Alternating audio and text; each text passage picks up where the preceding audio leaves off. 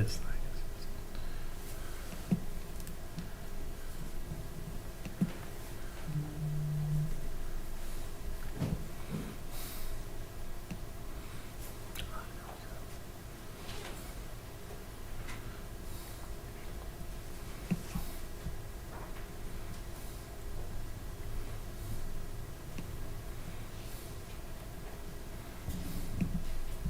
Looking for the agenda in your last email.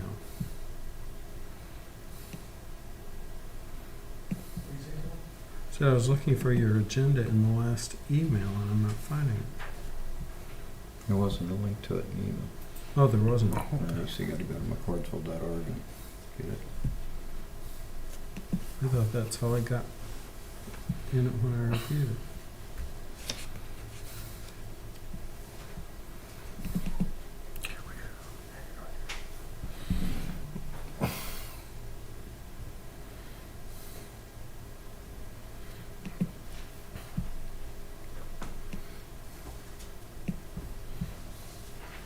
Are we on YouTube tonight? No, you're not. No, it's fine. Okay, now I'm ready. We'll call this meeting of the McCordsville Architectural Review Committee to order. Can we approve the meeting minutes from last meeting? I think we were all here. We were all three here, I think. Yes, we were all here. Second. Did somebody make a motion? I move I we can't make a approve the motion. July minutes. And I second. It's been moved and seconded. All those in favor say aye. Aye. Aye. Opposed, same sign. Passes 3-0. There is no old business. New business, Hancock Health, request for recommendation on architectural design changes. That's, they withdrawn their petition. We just left it on the agenda just to make it ultra clear and transparent for the public. Nothing to do with it, we can move on to B. Okay, Davis Homes, request for approval of architectural design.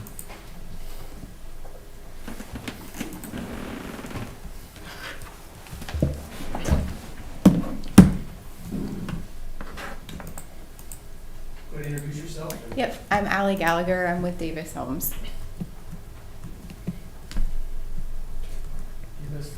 Give us the short spiel of this home design. So this customer wanted a modern looking home. So this is what the architect and the customer and one of our draftspeople came up with. And they wanted a lot of masonry. So we did all brick and then a little bit of stone on the front. This is the right side elevation here, so I believe that's the side that, this lot is not adjacent to Carroll, but it would be the side closest to Carroll. Where is this? It's on the, I think it's more inside. Yeah, it's the one lot in, right? Yes, you got it. There's your rear elevation and the left side elevation.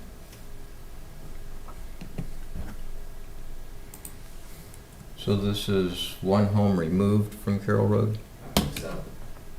So the side-loaded garage doors would not really be visible from Carroll, other than at an angle? Not directly, yeah. Kind of, so we don't need to have a decorative garage door on those? I believe that it's side load that's not required. But the front single garage door, Carriage. we do need a decorative It door is, there. That is correct, yeah. This one here, yes. That would be required to be decorative. Would they need to change all garage doors to match, or would just the one, They or? don't have to. I feel like they may aesthetically, want to. they'd probably Yeah. want to, but just, yeah. Okay. Yeah, the only thing the staff noted was that, the single bay, and then just a confirmation that the shingles are dimensional. Yes. Yeah. And this PUD requires a 612 roof pitch unless we waive it, and there's mixed pitches on the roof. Yep. Yeah, the main roof pitch is 612. remembering correctly. And then there's some others that are 512, more towards the front. Mhm. Correct, and this PUD allows, you know, the accessory roof portions to be of a different pitch. What's the step off between the garage and the front porch? Doesn't the garage protrude quite a bit? There's a, Yes. And that maximum extension only is a problem if the garage doors are on the front, correct? Correct.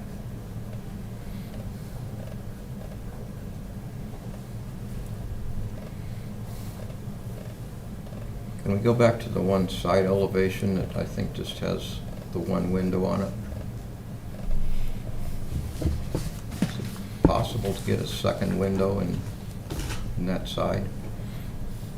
Okay, on the left side, well, from the street, yeah.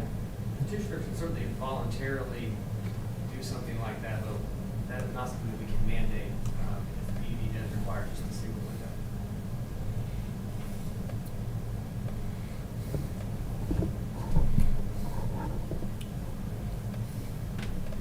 I think this is somewhat misleading too, because this, what you're seeing right here is the other side of the garage, so. Right. The home itself really is, from this point back, it's not quite as deep as it looks here, so that's gonna have quite a bit of different look.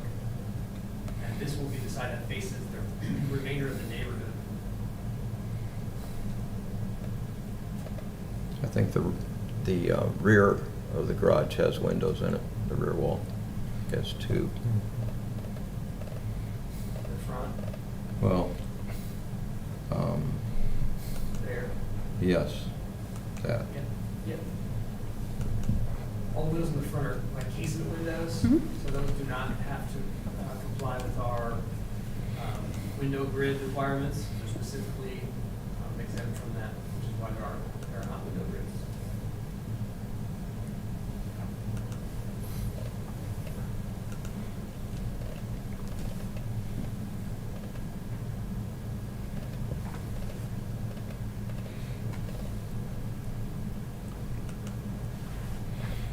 I was just looking at the front porch size.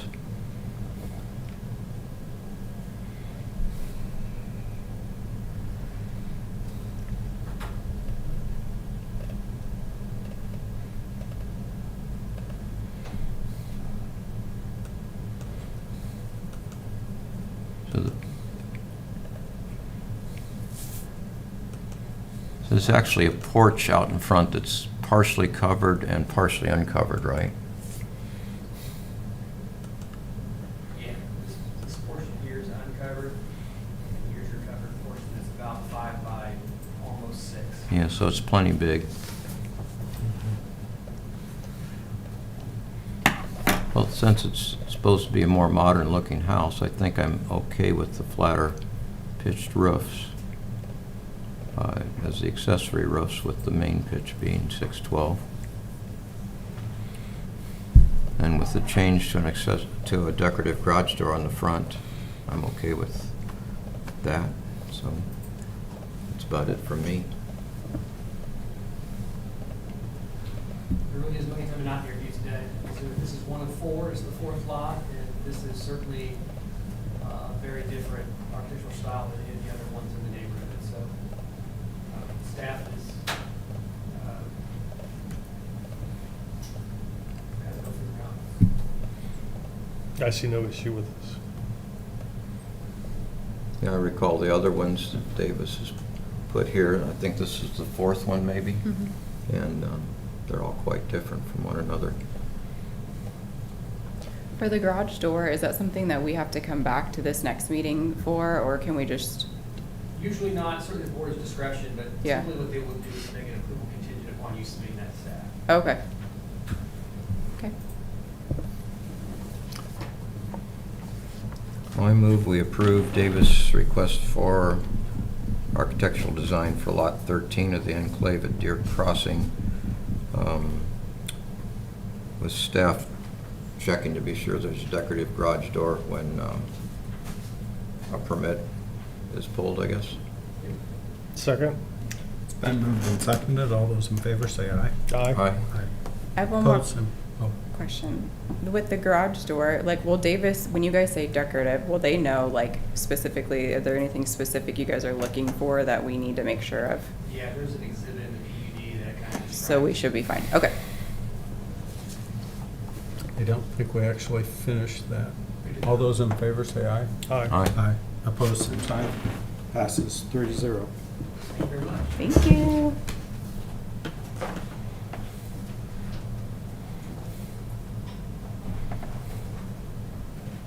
Next up, Patch Development's request for recommendation of architectural design. Good evening, Andrew Greenwood with Patch Development. We're here about the property on the corner of 600 West, the northwest corner of 600 West and County Road 500, Mount Comfort Road 500 there. We're proposing to do a mixed-use development. The lots that would be adjacent to Mount Comfort Road are anticipated to be more retail in scope. So, anything from gas station and convenience store to restaurants, et cetera. We don't know how deep that market is. So in the PUD, as we move forward, we'll probably have some flexibility to add our other product, which is flexible light industrial buildings, smaller in nature. So these aren't the million square footers or hundreds of thousands of square foot buildings. These are look like an office in the front, and then they have a warehouse door in the back so that a business can have office and that warehouse use all in one. So as you can see, there's 5 buildings laid out there, but these buildings can be as small as 10,000 square feet all the way up to, I think we're proposing the biggest in here would be 60,000 square feet. Some of the, I can talk more about the layout, or you tell me where you want me to go, but if you go to the layout's next. not really That's just something we're involved with. It's more the architectural part. Yeah, okay, great. Well, then we'll go to the next pictures. So these are 2 examples of buildings that we've built. One of them is actually our office over there on 96th Street, but we usually utilize a variety of different buildings. These smaller buildings can be anything from precast to CMU block to masonry to insulated metal panel.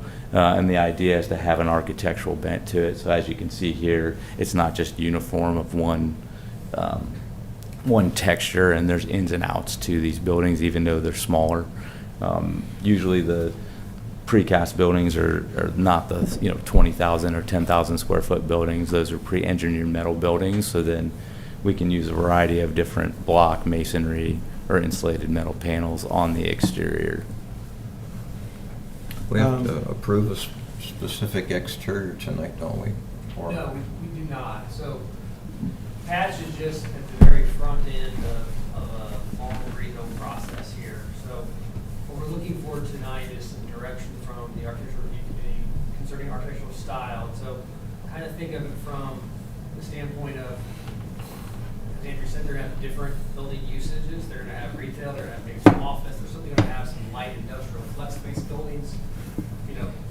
Usually you see a very different style building and materials depending upon the usage of the buildings. That's a discussion. And I think too, you may say, you want to see a little bit maybe higher level along Mount Comfort, have a little more flexibility on design and materials once you get the interior of the site. So we're not looking for final details tonight. We are looking for you to give us insight and feedback in a direction as to style and materials, and then we would craft this over the next month or so before it goes to the Plan Commission for its state-required public hearing. I think what you show on the left photo would be what we want to see on the roadway exposure. I Not the agree. one on the right. That's more of a warehouse looking. So if whatever is, you can see from the road, would want to be on the left side. I would not want to see that on the right as being what we see as we drive by. So a masonry front, if it's this style Yes. of building. I think the next page shows the retail. I think But it's if we more s- the step in and outs and the height Mhm. and everything. So the 5 buildings that you actually showed on the layout would probably be more like the ones on the right? They could be a mix. A lot of it will depend on the user and what they're looking for in terms of, do they have more office and less warehouse, and what kind of style do they like? This is definitely a higher end style, and that would be facing the most visible roadway is what people would utilize. There can be that's actually precast. It's painted to look like brick, but you could do brick. We can do all different levels of masonry. You can do insulated metal panel that looks as good as anything else. It just needs to vary with some masonry as well. So I think we would work with staff to commit to anything that faced Mount Comfort Road would obviously need to have a higher level of architecture on the front facing, and then the sides could maybe have a little bit more flexibility, and the back side is the service side, the same as it would be with the retail. So if you go to the retail pictures, these are all just examples of either a little mini strip center or Starbucks and other things, and we would commit to storefront glass and masonry on those products as well. But the backside might have more of a service entrance. As if you roll to Look. the next slide, you'll see where they've got the more of a brick face, and then they have the more service side on the backside, Correct. which, as long as that's not exposed to the roadway, where you see that, I think. that'd be Yeah, no, fine. you wouldn't. I mean, even the one that I think you guys think is a little bit lesser quality, even that one, as you look at it, the backside, that's the backside. There's not a whole lot of flexibility on the backside of a retail building, or this for that matter, but that's what's on the rear of it, and you're not seeing that from the front, the road that you're driving by. Right. And I know that this isn't really in our purview, but looking at the plan, there's one area, it looks like there's designated outlots, but then there's just an open space along that street to the right. Up at the top in the Yeah, front. so, Yeah, so that's a lot, but there's 2 homes there that we're still working on to try and see Oh, if those okay. can be Right. purchased. So right now, they're not a part of what we control so presently. that's why you don't know what would happen to the left of them because of those 2. Correct. I mean, we would not develop, I'll tell you, we're not going to develop that behind those homes until those homes either go away or are part of the project. So that would be green space until such time as that got developed. And unfortunately, it's just the way that the parcel was cut out with those homes there. The reason I was asking that was, especially those first 2 pictures of the much more industrial versus the much more business park looking. Yeah. To me, there's almost too much of a dichotomy of styles there. And I can understand the size and everything doesn't bother me as much as those 2 don't really go together. I think it's possible to make them go together, but what I would say is that anything that's along Mount Comfort Road is going to have a higher architectural standard and probably be more like the one on the left. And then the stuff that's more internal that you wouldn't see from Mount Comfort Road could be more of a variety. But we would try and tie them all together and control the architectural standards so that it doesn't look like a hodgepodge of, completely different architectural buildings as you go through there. So if I I think understand what we- correctly, this is a preliminary to kind of give them an idea of what we want. So I guess based on that, looking at what you're, to me, that first slide that we had there that shows the brick, that's kind of, in my opinion, that's kind of the look that we want to look for. I agree. personally. So I think that's the direction you should go with what you're going to present later for what the final product would be. And I guess that's kind of what I was getting to is you were saying that the one on the left is precast panels anyway, correct? Correct. So just the fact that the one on the right, even though it's larger and simpler, would have some of those brick characteristics or color characteristics or something so the whole development blends together better. Correct. I Yeah, think- I think that's what we would intend to do. And I think there's, like, this building, you know, there's only, I think, 8 feet of masonry on this bottom ledge. And so if there was more, it might not be so distinct and it might tie together a little bit better. And, you know, we would work with, you know, a variety of different materials to give it that, what we call like the office look from the front. I mean, that's really what I think everyone would like to see, unless I'm not hearing, I think that's what everyone likes, is that Yes. looks more like Class A office from the front, even though it's not Class A office. Well, what the townsfolk really object to on the larger industrial buildings, especially the mega warehouses, is kind of that alleyway feel it gives you as you go down on Comfort Road, especially where they're on both sides of the road and they're close to the road and they're looming sort of over you, and you feel like you're going through a maze. Yeah. And anything, you've done a lot to soften that by having the office retail out front by the road and putting the larger, more industrial buildings more towards the rear. But anything that can be done to soften the part that looms over the front, since they'll be taller, would be helpful in making the people in town drive up and down that portion of the road every day like it more. Mhm. So it's less the top of a big box sticking up. I don't know if it'd be possible to, you know, Well, that's dress what I up say, the the top left of it a little photo bit. Yeah, is what you need to shoot for. The right side still looks like a big box Yeah, yeah. industrial warehouse. And that's what But, you see over the but the top. problem is, it's more of a usability problem because the one on the right is probably a 24-foot clear span, clear. Well, that's height. what I was just gonna bring up. So these are actually both 28-foot clear, but Okay. it's deceiving, right? So that- you're And so right, this that's what I'm building saying, the is- left this side building's is what only- we would want. Yeah, The this right building's side- only 30,000 square feet. This one's 56. Right, the So right that's side- why it has that. Yes, the that right view. side is what you want to see, the structure on the back side of these buildings where your warehouse and your service side of it is. The front side should look more like the left photo. Let me take a crack at what I think I'm hearing and see if it makes sense to everyone. So along Mount Comfort, the outlots, whether they're retail or office or some sort of flex space, you want commercial standards that are more in keeping with our normal commercial districts. What I'm calling the second layer here is something that blends, you know, from this. Maybe it's not actual brick, but it is the concrete with the brick imprint that's painted to look like brick. That kind of blends the thing together. And as you get back here, if it's a little bit more of the, I'll call it utilitarian style, that might be acceptable because we've kind of stepped it back. Yes. And what you see from Mount Comfort, you're going to first see, for lack of a better term, the retail lots.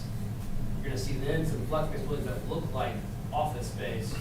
You're probably not even going to see these buildings back here unless you get off the road on the 500 North or you're on this road. Internal. Well, I think I'd take it even a step further and give a recommendation to the Plan Commission of not having the flex buildings actually on Mount Comfort. Because I think there's a big enough, I mean, unless they're, even if they were willing to have the same detailing and everything, those elevations would be dead. Nothing would be happening on them, like a retail or business office building. Visually, they Possibly. would, but But once you develop all that out there, what are you gonna have? You're gonna have a place where people are driving back in and going to these locations, and then you're gonna have that scenario where you want things to look nice back there. and the only reason I bring that up, since that is Plan Commission, Right. it does affect the architectural visual along Mount Comfort. It does. I'm trying to think how to word it, because I want it to be clear, you know, this board is architectural, aesthetics based. Plan commission is land use. I'm trying to think how we would state that, just to make sure we stay in our lane, but Yeah. still deliver the same message that you're speaking of, Tom. It's very seldom that usability is tied that closely to the architectural end But here it definitely is, because the flex building is not going to end up looking the same even if it's the same materials. I guess that's what I'm saying. So your concern is that along Mount Comfort, that if I have, let's just say we wind up with retail, and then this lot is, we would want to do flex. Your concern is that that flex building, there's no way it can be copacetic, or it'll always look out of place next to the retail. Is that the concern? Unless you actually did what it showed on the left side, and then, I think that's what we're saying, that anything that would be along here, it has to match the architecture of the retail and or be higher level and be, look like, yeah. you know, I would very just high be end. concerned that there's activity in a retail and business building. There would be not as much activity along that building unless it really was still an office building on the front. It depends on what goes in it. Like, I think the Jason Phelps building, that's an industrial flex building, but it has quite a bit of activity because Yeah. it's a gym, right? Right. A lot of people going in and out of that. I think there's only use that goes in there.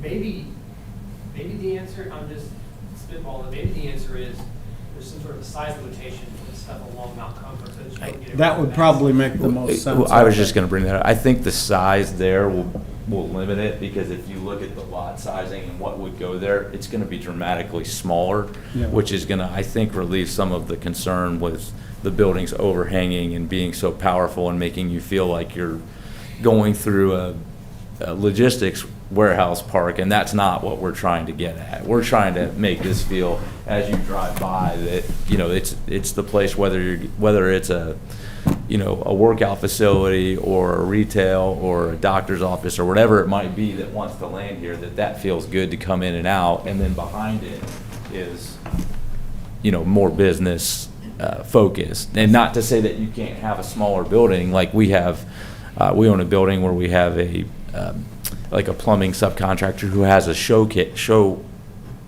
like a show area, you know, like that Davis Homes would use, let's say, and send people there. And the front looks like, you know, a really pretty store, but in the back they have warehouse space, and it's probably, that building's about 8,000 square feet, which is the same size as, if you scroll down, this strip center right here, this one, which is about 8,000 square feet. So depending on how that architecture would look, you wouldn't know that it's anything but storefront glass and has that feature. And I think we'd be willing to commit to making sure that that size is appropriate there, and that the architecture matches the retail so that it has that feel. And I think the height of it should be high enough on what's along Mount Comfort Road that looks like that on the right there. Yeah. That from the parallax of a car window, as a driver looks at it, he would be looking, or she would be looking up at the top of that building, and their sight line would obscure the buildings behind it. So it should be tall enough so that the more, or the larger structures behind it are obscured from view by the sight line from the average height of a car window. Yep. So if what's along Mount Comfort Road is tall enough, it'll be screened just like the same way you want to screen HVAC on the roof with a parapet. Yeah.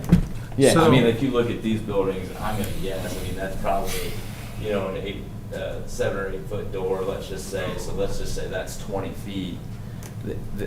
From a 5-foot car window, looking at that, depending how far back you are, you could draw the sight lines. Yep. And you'd want to make that in the front tall enough that it mostly or completely obscures what's behind it. Yeah, I think that's what I mean, to be frank, that's our goal.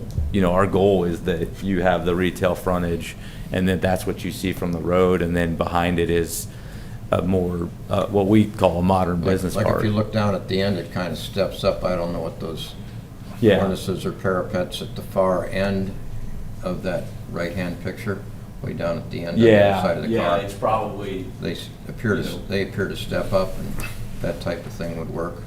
So I think maybe the best language to protect that corridor is to have more step in and out requirements for those buildings and the size.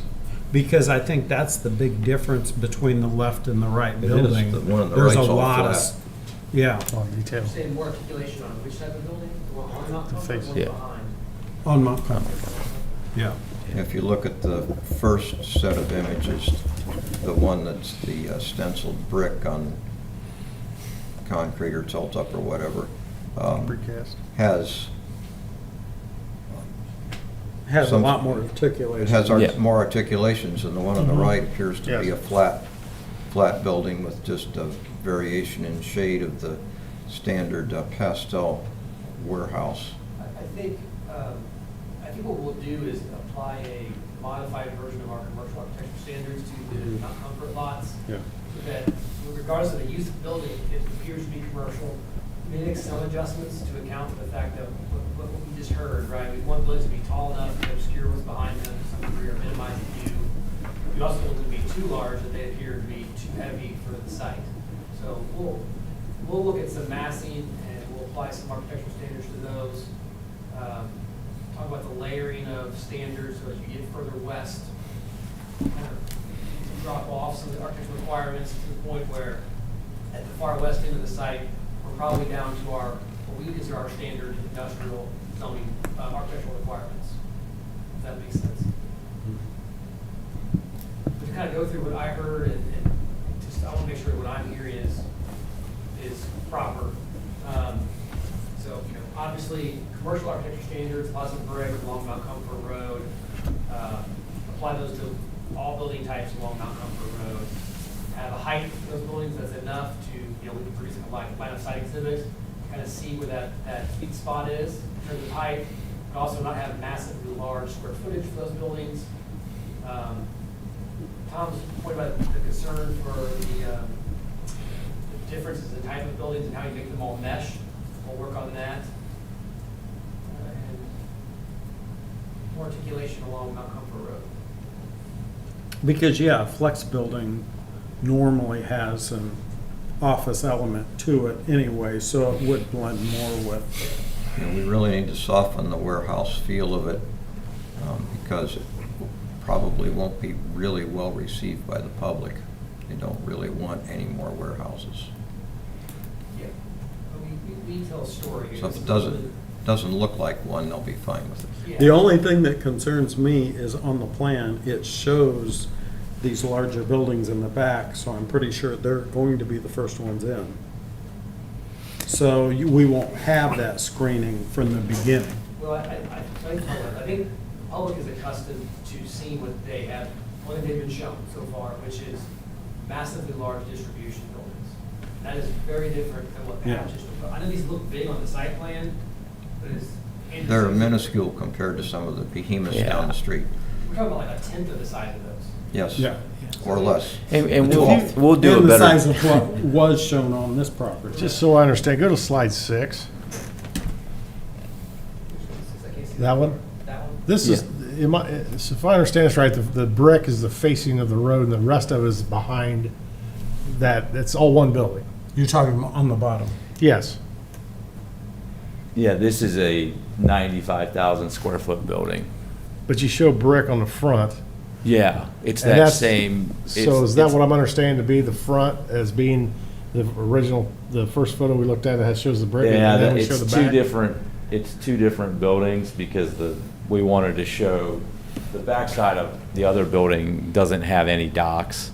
And we wanted to Okay. be clear that potentially these could have docks and not just drive-in doors. So this is a much larger building, but yeah, this is a similar, very similar, this is all precast building, but this is a similar Okay. stencil So on the precast, you're doing a stencil on those ones that are exposed to the front. front, and then the back, this is all precast. but It's all this- precast, yeah. okay. It's a different building, and I don't know that I don't think we can even fit a 95,000 square foot building on there, and that's not our goal. I think we'll have limitations in the PUD. So I guess I'm trying to understand, like, what we looked at on the slide 4 that shows the brick, partially back, it starts showing a different style. Yeah, so that's, so this is 30,000 square foot building, Okay. and basically, after you get about halfway to the back side of it, it goes to a masonry CMU block with metal panel that then wraps all the way around. but that's Okay. not. But you're doing precast to the front and the side up to that halfway point and then going back. Why wouldn't you do precast all the way? I mean, in this case, you can't really see, and then there's actually a functional aspect to it with what was Okay. needed in the warehouse. So is that based on cost, not to continue with the precast? No, it had to do with, there's a pharmacy that shares this building with us, and they needed to be able to do certain things, and that precast didn't work with what they wanted to do in that space. So they needed more flexibility, so we went to that move, and What, I you guess, can't see any, like, you can't really see any of that from the roadway whatsoever until you go off. well, I guess I'm just the trying to understand secondary why road. would you change from precast to something else? You say the customer was wanting not precast for what reason? Yeah, their warehouse space. So the front of this is office, basically Right. office space. The back is the warehouse space, and they did not want to have, because of some of they're a pharmacy, and because of some So of the things concrete precast, they don't like that surface to where they're working? they had other things that they needed to build within their warehouse space that I don't completely understand. I'll be the first one to tell you. Okay, That I just- the precast didn't work well with it, and so their preference was to have that, But they're okay with precast with the rest of it? because that's the office space. This Okay. is in the back of the warehouse. I'm just. Yeah, I mean, precast that's where builds the- an industrial environment where they build buildings out of precast 100%, you know, in manufacturing and all that. And I just trying to understand why precast was not continued through the side, at least the side, to give that same design element across the sides. I mean, Yeah, the only thing I I mean, can it was figure, to this the only thing point. I can figure is cost, because you can line the precast with whatever they need to keep their manufacturing requirements. But that's fine. I'm not gonna dig into it too far, but if that's what. I mean, that was in this case. I mean, Okay. we've done But we've done other smaller buildings where they all are all precast, and that Okay. is cost prohibitive for some of the smaller companies that we're trying to attract. So they'll say, hey, we would like to So you have. don't already have a pharmaceutical company going in this facility right now? You're just using this as an example? In that building, it is. We take about a third of that, and the rest is a pharmaceutical Well, I'm company. saying, but that's, so in this area we're gonna build, you got a pharmaceutical company that's committed to that area? Not committed yet. Okay, but okay, I'm No, just- no, I'm no, just- no. All Yeah. right. But you But- don't preclude yourself from having something like that. No, and that's No. where the I'm just flexibility. trying to understand why we stopped halfway with Mhm. precast and then went something Yeah. else. Yeah, I think the key for us is in the, I'll call it the non-mount comfort flex space that's in the back, behind that. The Mhm. key is to have that flexibility so that if we do have a pharmaceutical company, or we do have someone who needs 50,000 square feet and they need to have precast or a combination of the other materials, that we're able to bring forth a project that looks good but doesn't get kicked out because it is precast or it isn't, and we have the ability to make the architecture work, have everybody approve it so that it looks good in the park, but functionally is not a problem. Because we've run into that a lot with some of these smaller groups that want a variety of different things. And I mean, we're not talking about, I mean, I think consistently here, we're talking about smaller buildings with clear heights that are, well I understand. below. I'm just saying you've got precast and everything else, and then you switch to something else. It's just, if you're going with precast, I don't understand how a tenant would say, I would rather have this than precast. Because your floor space is still the same. That's all it is your wall detail. So I'm just. It had to do with the manufacturing need that they had Okay. in the warehouse, so. And it could have been a simple matter of in pharmaceuticals, they have so many different utilities coming in that it's a lot easier to go through a metal building Not wherever they end necessarily. up I do going. industrial stuff all the time, and precast versus metal siding, that doesn't enter into that at all. They're like a compounding pharmacy, and so they had Okay. all this different equipment, and I Okay. can I'm just follow trying up to with you and understand get you why- all the details, but I don't know it. Okay. I just know that that's how we designed the building to do Okay. that. It just looks to me that it's because of the cost effectiveness of precast versus the other materials. It's cheaper to run those other materials than precast. I mean, there's no question, but Right. there was a manufacturing component to this that changed But it. that gets down to the PUD also, and whether we say we don't want to see metal pre-engineered buildings versus whatever. That was gonna be my next question, really was trying to draw that out of you. To me, I think it's potentially appropriate to have the insulated metal systems on these buildings back here, but nowhere else on the site. And then I also wanted to confirm that I assume we are not in favor of any standing seam metal siding. No. Like rib Correct. panel, no, No. So I think- we're We're not either. pre-engineered as far as the structure, not as necessarily as far as the skin. Yeah, I mean, I think what you're talking about is like a rib panel, and that's not what we're proposing. But I You think know, we get back the to old, whatever's the older exposed. whatever- generation kind of not attractive rib metal panel. This is an insulated metal panel, and there's a variety of architectural forms of it that some of are better looking than stone and even masonry, if depending on what you want to do. So, I mean, we would, we would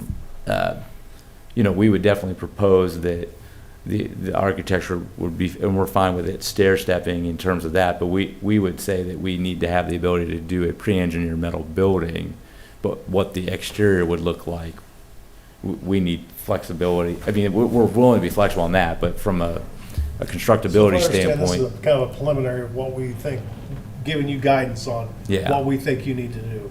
Yeah. So if anything exposed to the roadway, what you can see from the road, you know, that the Yeah. architectural design is what's critical. What you do behind there that you can't see, that's not critical. Because you see that in all industrial parks and everywhere else, where their storefronts are nice, but you drive around back and it's just doors and not very pretty. Well, But we want to make sure that what is seen looks right. we don't have any concerns about the next parcel to the west of this, which will likely be residential. That's why And we'll see, if you go to the last slide that shows the rears, that's what the residents there would be looking at. They would not, the way this is laid out, so. There's a considerable buffer on the back. Yeah, I think it's preliminary, and we might need to flip those the other way, but we would commit to a buffer and that's why we have the pond and that large buffer back there, so that you basically wouldn't be able to see that from whatever's gonna happen to the west. Well, I was just wondering, this is not really our purview here, but the roadway you have down the center of that, if you took and flipped those buildings in the back, front to back, so that the docks were along that roadway, and you had sort of kissing docks at the backs of your buildings. That's how they Yeah, are. That's how it is. I think. You can see the aprons there where they're- Probably, we might want to flip that. I think we need to work through it. I mean, this is preliminary, so we're still working I just through thought our maybe site plan Turn and, them around so that the docks weren't facing the next subdivision. But they aren't on this one. That was one of the comments we had in there, that we really liked the site plan.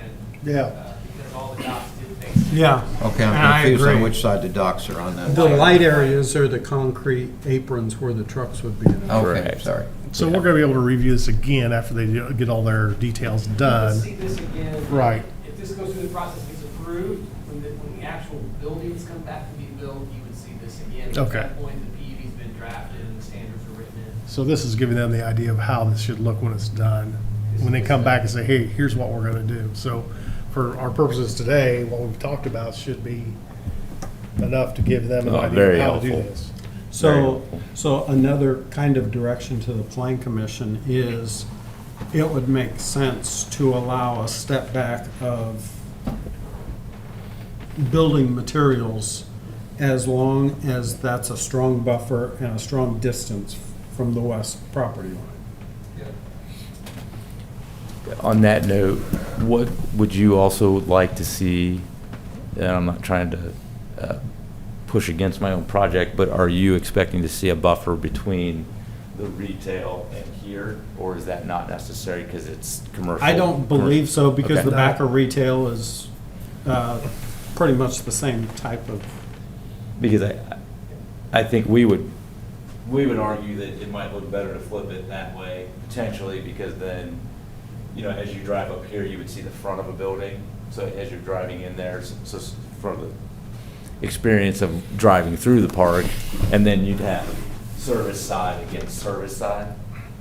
The only thing Wait, I think the is, question you're is going what to have a happens lot first. of gaps Yeah. between those buildings that you would see the backs of buildings.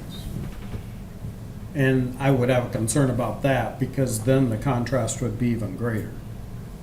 I mean, from a staff perspective, and I'm just staff, but from my perspective, this layout with the interior docks facing each other, to me is ideal because it gives the best impression from Mount Comfort, and it still gives a pretty nice impression of the future residential to the west, because they're seeing, whether it's tilt-up concrete or whether it's insulated metal panel, they're seeing that instead of doors. But I think I I agree. would like to see some buffer around that front pond also, so you aren't looking right back into that service Like area. in this area, Yeah, yeah, we can work on. and once again, that's not us, but Okay. Anything else? I mean, I'm sure it's going to be better accepted than And what what's was across presented this- in the past. Yeah, and what was there. I think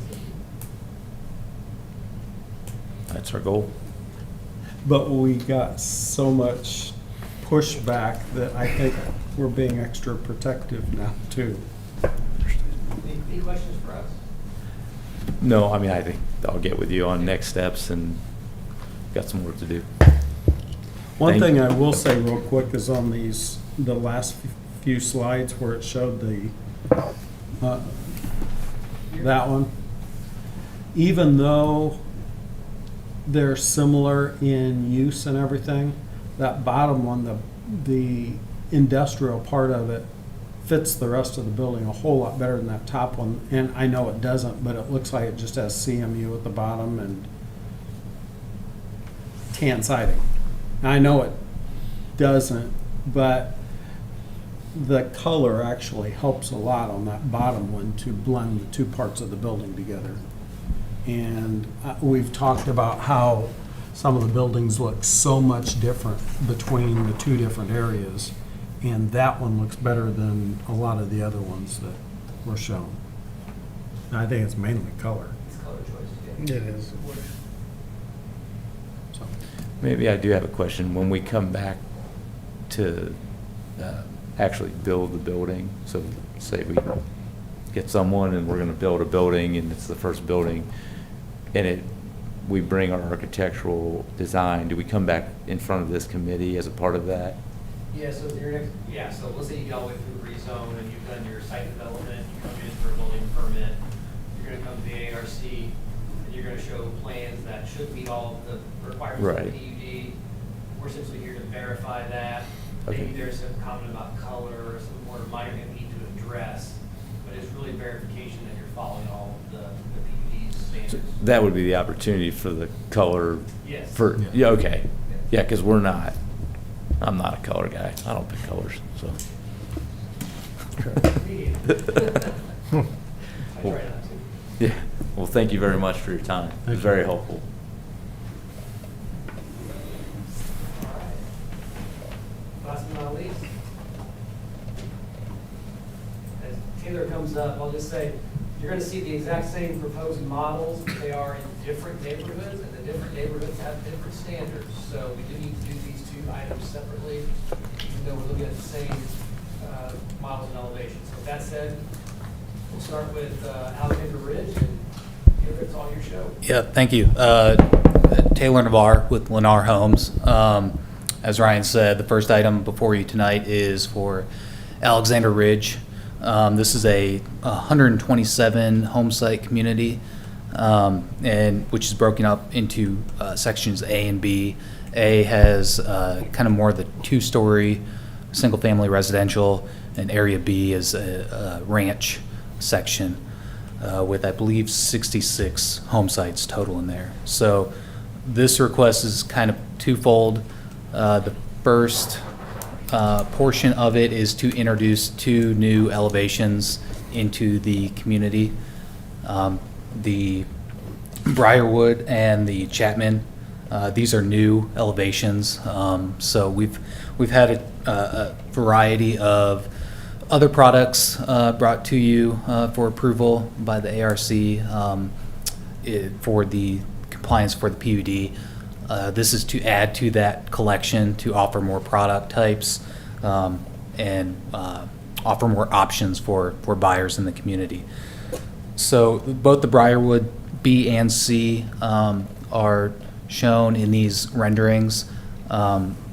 As Ryan pointed out in the staff report, there are a couple of items that need to be clarified on these.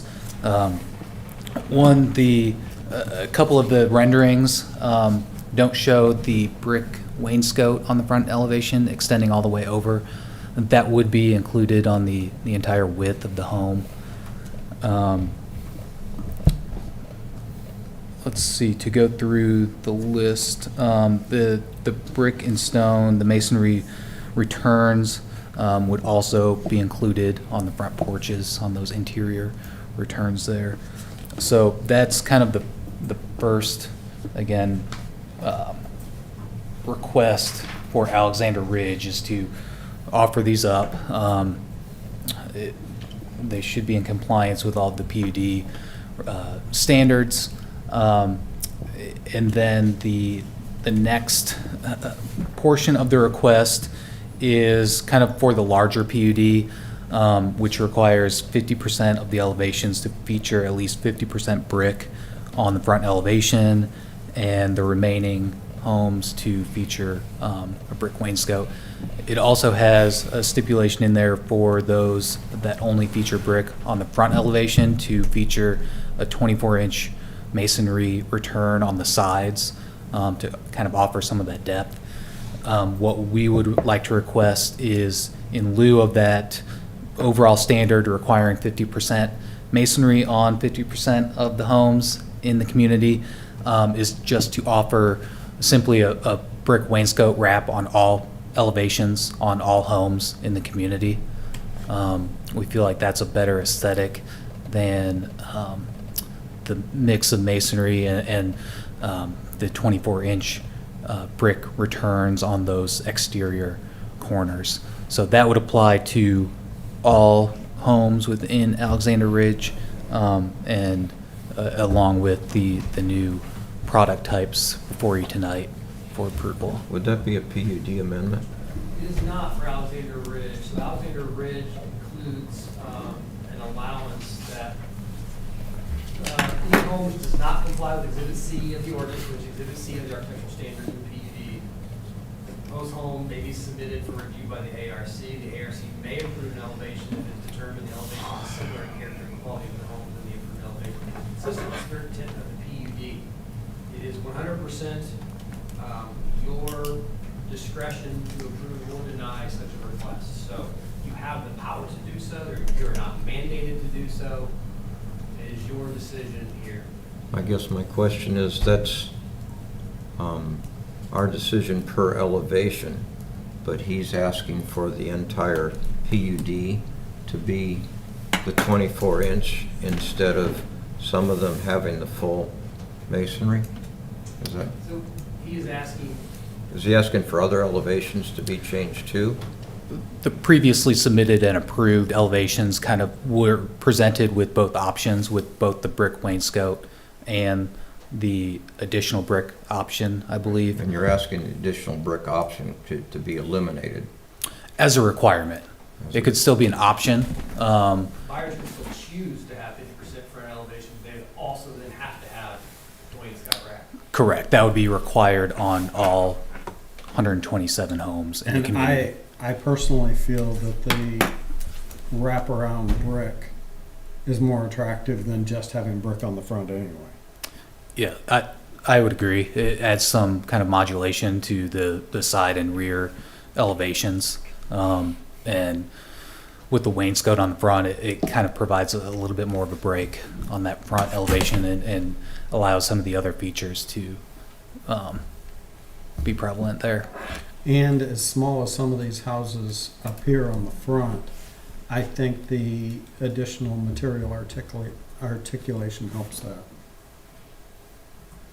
Yeah, I would agree. And like I said, everything else would comply with the PUD. A couple of other things to mention that Ryan pointed out in the staff report: the garage, the carriage lights. Technically, in the PUD, it says to flank the garage. These new products, as you can see, it has not an architect, I'm not sure what you'd call those, but featured above the garage, kind of that style that lends itself to kind of a more, I don't know what you call it, but yeah. it kind of seems silly, but the PUD does say flanking, so staff felt that we probably need to point that out. We are 100% support of approving it as shown, but we did want to at least denote it, just to be as a technical requirement. Would they hang like exposed floods like that or be recessed into the soffit as downlights? These hang out. These hang out, yeah. I'll see if they're called anything more technical Now, than, I can't think of a specific term that they would be called, but Well, there's an unspecific term that we used to call them in Fisher, which was gooseneck lights. it Yeah. says gooseneck light Yeah. on the building prints that I have. So So they're yeah, mounted more those, to the siding than hanging from the soffit? Yeah. They're mounted to the siding, correct? They hang out from the wall, right? correct. and in the past, these wouldn't have been as accepted, but now people totally accept them as accent lighting. Correct, yeah, and I'd have to go back to see the previously approved elevations, if those are featured on them, or if this is a new light fixture, I think, on these brand-new products. So again, it'll help with anti-monotony, just a mix of elevations out there in the community. And these aren't any narrower than the ones that have been approved in the past? They just all look very narrow. These- There's a mix out here. Right, these are 35 feet in width, and they range, I believe, the products that have been approved for this community, for the ranches, range from 38 to, I believe, 50 feet in width. And then the two-story should all be right around the range of 40 to 50 as well. So that brings up another item in the staff report with the garage door width requirement. These are 16-foot garage doors with a 35-foot total width of the home, and that puts it at just over 45%. The basic math that I can do.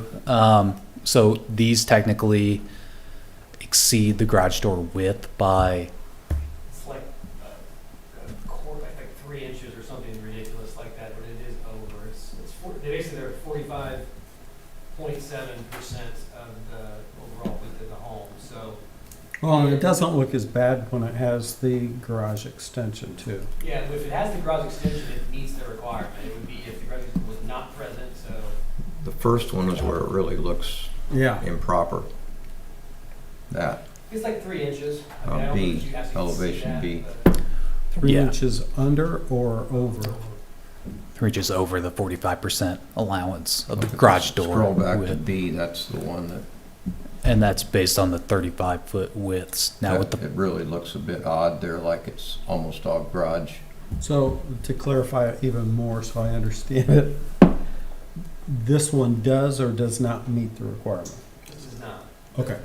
Both the Briarwood and the Chapman are the same width home with the 16-foot garage door. So we have this issue here with Alexander Ridge and the next petition, which we'll deal with it later. But in this case, Alexander Ridge, because again, there's that language that I read earlier, you can approve the garage door as is and allow it, even though it's slightly over the 45%, or you could deny that portion of it, and then Lennar would be limited to building, for instance, the Briar would be with the garage, the 4-foot extension, which is right there. That would still qualify. and that issue, sorry, is only for these two elevations. The previously approved ones all meet that width requirement. So if we were to have to do the 4-foot bump out extension on these would be the only two elevations in the community that would offer that, essentially. So it's either they are short by a couple inches. I think the Clarence offers it. Okay. Because they had You're right. garage size issue. You're right, yeah. So there would be a smaller mix, percentage of the ranch homes that would have to offer the And there's 4-foot not the extension. same garage issue on these, is there? No, these are very deep garages. Okay. The garages are well sized here. Yeah, these are all over 470 square feet garages. Well, if you scroll back to if you go back to the one before, to me, that is the reason why we have that limitation, because it actually looks too garagey. I know that's not a term. And I would want to see, if it was allowed, it would be with the garage extension. Also sort of lacks an architectural detail compared to like the garage extension model. It's just a bit plain.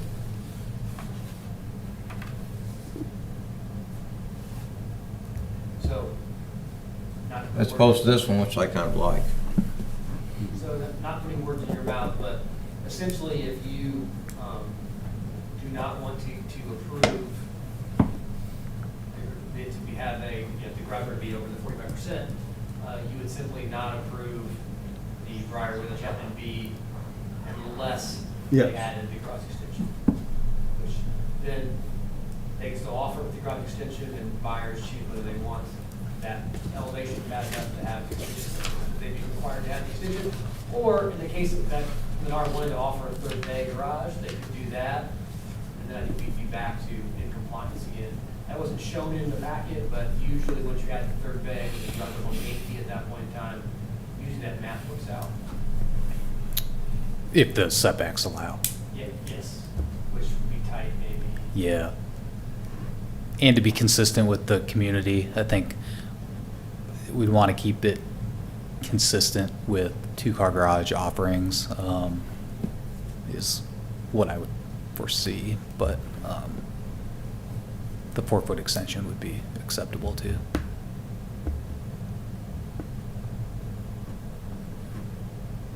But I agree with Brian that this one, just that little extension makes this one look like a totally upgraded house. And a lot nicer visually.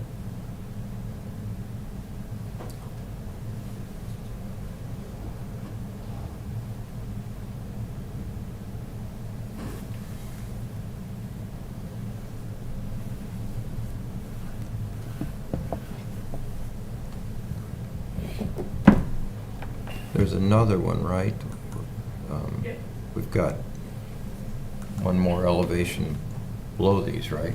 Here's the Chapman. Correct. And this actually has a lot more going on it, and I don't have as much of a problem with that one. But does this one meets though, correct? Oh, it doesn't either? Do the same width home. Same width, 35-foot width, 16-foot garage door. But you're right, there's a little bit of a step off on the front elevation to the left of the garage that provides a little bit more articulation.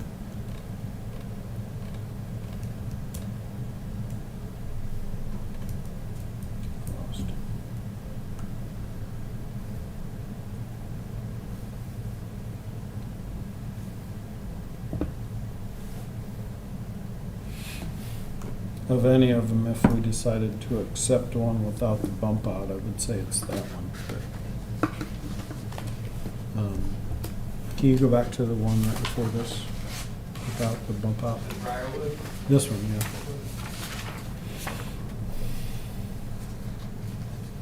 Oh, no, it's still pretty narrow.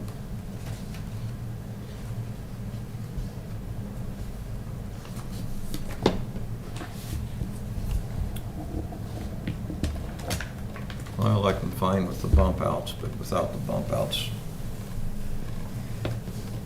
That one, I prefer over the Briarwood without the bump out. Maybe it's because of the number of gables on the front. Although I really don't like the way the front door kind of is by itself on the side corner. Yeah.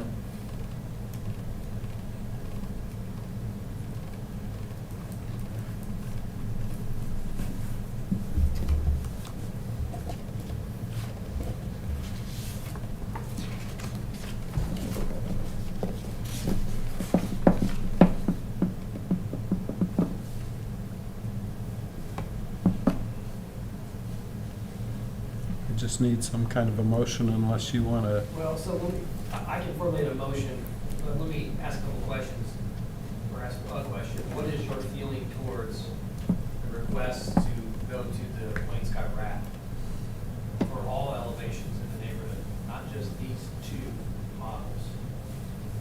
And I think said it- I was fine with it, but. I think as long as it's offered as an option to the buyer, if they want the full masonry, I don't think it should be excluded from being offered. I don't think it has to be a requirement. Yeah.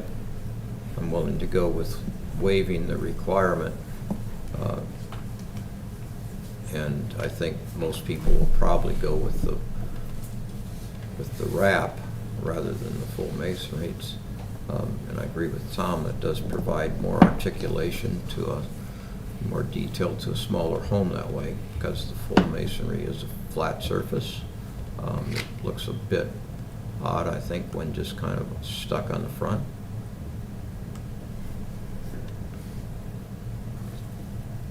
Let me try to formulate a motion, see how you guys feel about it. If you go back to the Briarwood, first Briarwood, that one I just don't really want to approve. It's too garagey, to agree with Tom. And I also think it's architecturally plain, lacking in detail. So the last part of this then is, this is Alexander Ridge. Alexander Ridge does have the character and illustrative character and quality exhibit in the PUD. So as part of your review of the Briarwood and the Chapman, you need to feel or agree or disagree that the proposed elevations are the same level of character and quality as these three, which were included in the PUD ordinance as an exhibit to that PUD ordinance. It's a bit of a stretch.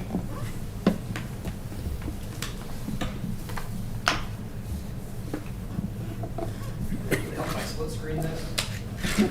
Yes. Probably would. I think the issue with what we've seen tonight is they're all just hip roofs, so there's no articulation, there's just a shingle hat on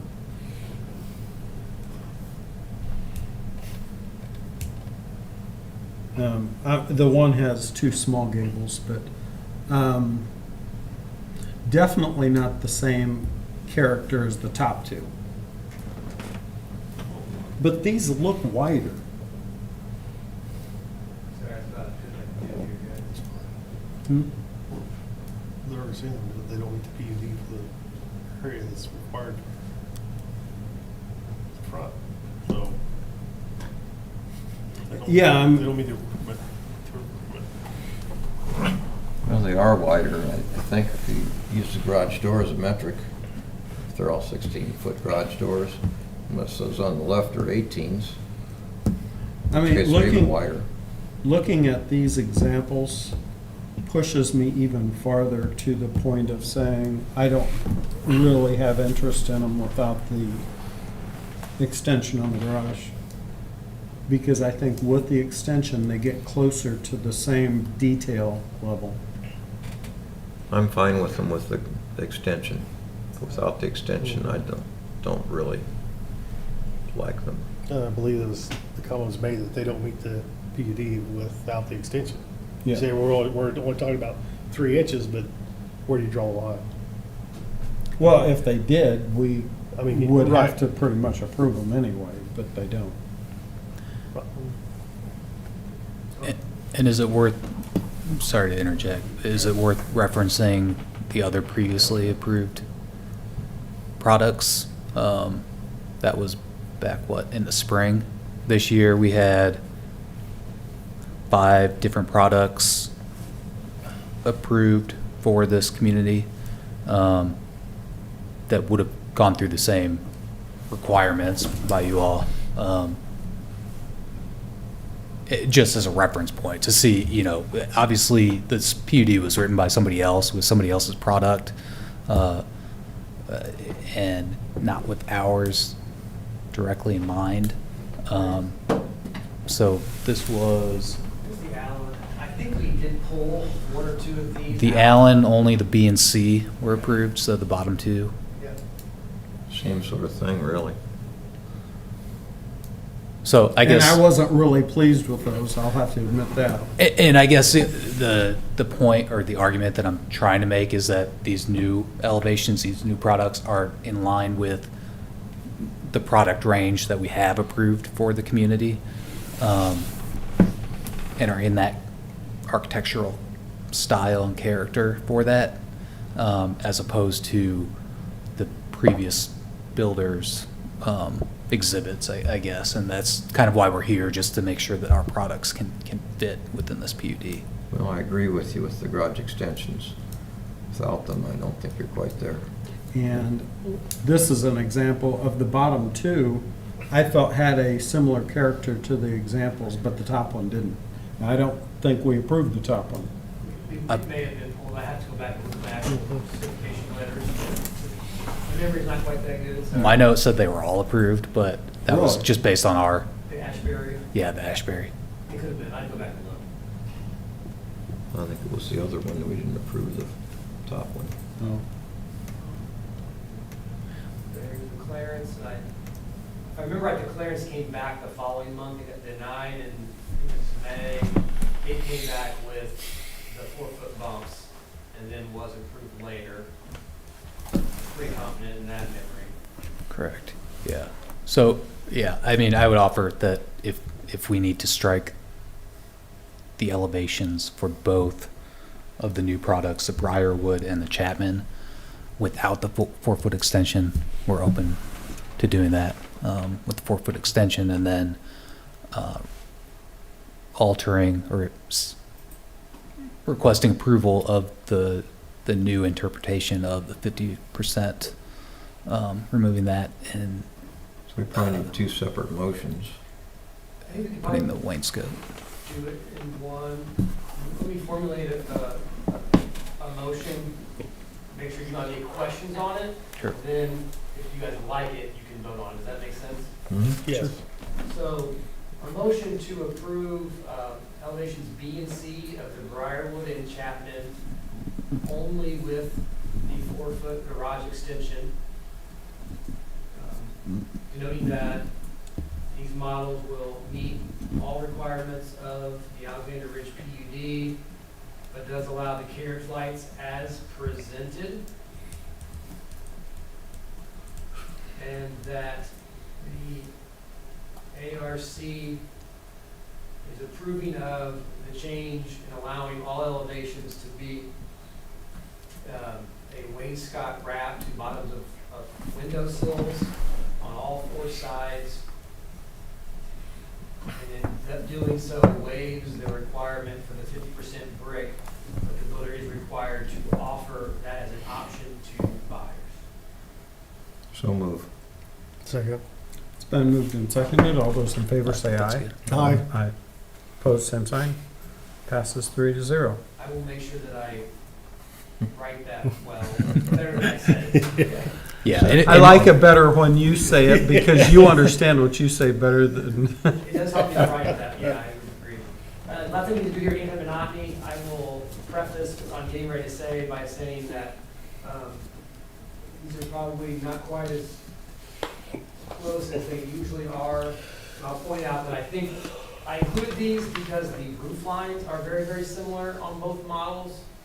However, I fully acknowledge that in this case, this front gable is, the actual wall plane is brought out, where in this case, the wall plane is back here under the porch. So there's a difference there, but I went ahead and included it just because the roof massing is the same, so.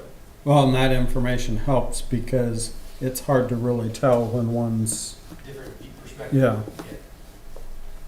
I'd say they're different. And having the additional products will help with the variations of the streetscape.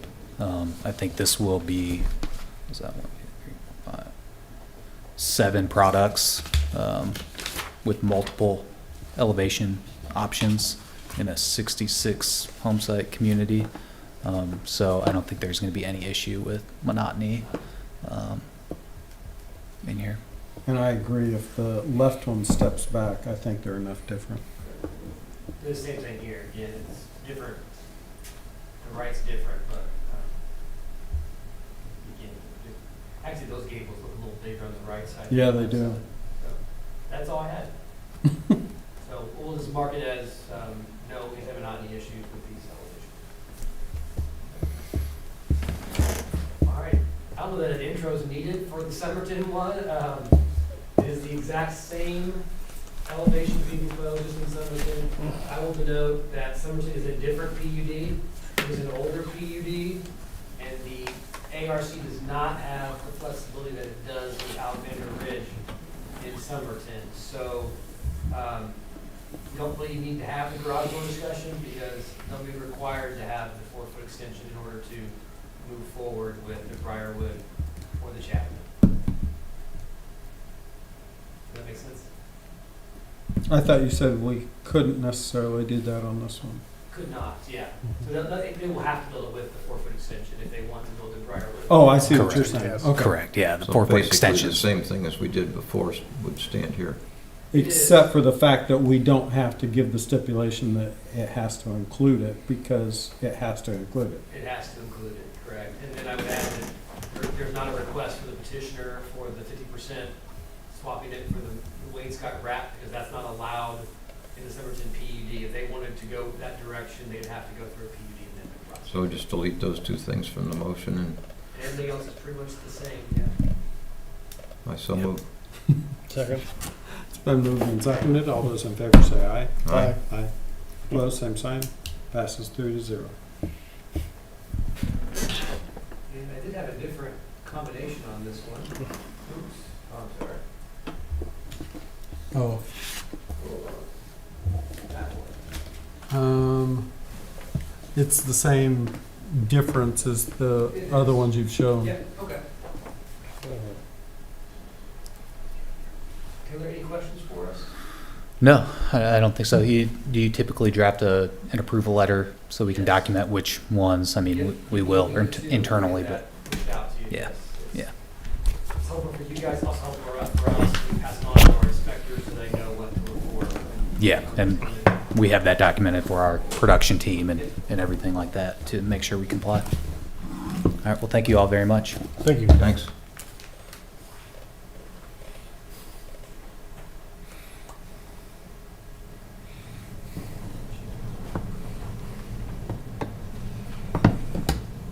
Okay. I move we adjourn. Next Second. meeting is September 17th.